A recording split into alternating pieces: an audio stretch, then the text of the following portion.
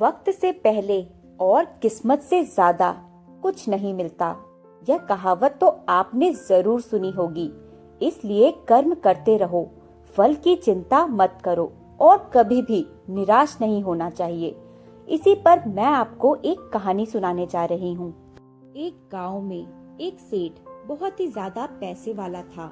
उस सेठ के घर में उसकी पत्नी और उसकी एक बहुत ही सुंदर बेटी भी रहती थी। तभी उस सेठ ने अपनी एक लौती बेटी का रिश्ता दूसरे गांव में एक बहुत ही ज्यादा अमीर घर में करवा दिया। लेकिन शायद उसकी बेटी के भाग्य में सुख बिल्कुल भी नहीं था, क्योंकि उसका पति जुआरी और शराबी था और कुछ ही साल बाद वह बिल्कुल ही गरीब हो गए। तभी बेटी की ऐसी हालत देखकर सेठानी रोज सेठ से कहती कि आप इतना दान धर्म करते हो, मगर क्या आपको अपनी बेटी की परेशानी बिल्कुल भी नहीं नजर आती? उसकी मदद क्यों नहीं करते? तो सेठ ने मुस्कुराते हुए कहा कि भाग्यवान, जब अपनी बेटी का भाग्य जागेगा तो खुद ब खुद सब ठीक हो जाएगा और हम कब तक उनकी सहायता करेंगे। तभी एक दिन उस सेठ के घर में उसकी बेटी और दामाद उनसे मिलने आते हैं।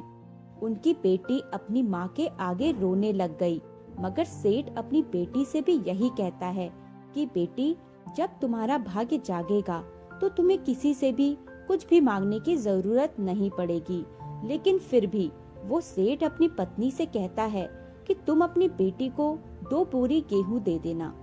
सेठानी ने जल्दी जल्दी कुछ बूंदी के लड्डू बनाकर उन लड्डुओं के बीच कई सोने के सिक्के डाल दिए और अपनी बेटी और जमाई को 2 बोरी गेहूं और वह बूंदी के लड्डू उन्हें दे दिए और फिर वह उन्हें एक तांगे में रखकर ले गए। उस लड़की के पति ने सोचा कि इस तांगे वाले को किराया ना देकर सास के दिए हुए लड्डू दे देंगे और अपना किराया भी बच जाएगा। वह तांगे वाला उनका सामान उनके घर पर उतार देता है और उस लड़की के पति ने उससे कहा कि हमारे पास किराया नहीं है, ऐसा करो तुम ये लड्डू ले जाओ। तो उस तांगे वाले ने उसकी मजबूरी देखकर वह लड्डू ले लिए। लेकिन फिर उस तांगे वाले ने सोचा कि मैं इन लड्डुओं को अपने जानने वाले हलवाई को बेचकर पैसे ले लेता हूँ।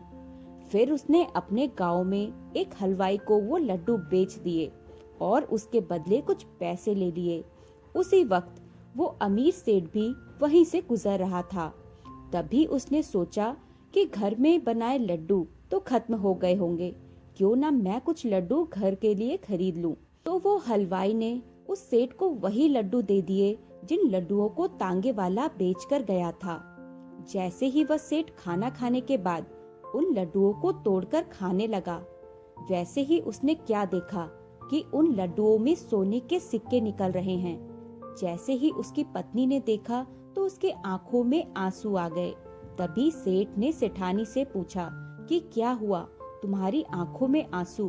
तब सेठानी बोली कि तुमने सही कहा था, अपनी बेटी का तो नसीब ही खराब है। मैंने उसे तुमसे छुपाकर इन लड्डुओं में कुछ सोने के सिक्के दिए थे, लेकिन ये लड्डू तो आपके हाथों में हैं।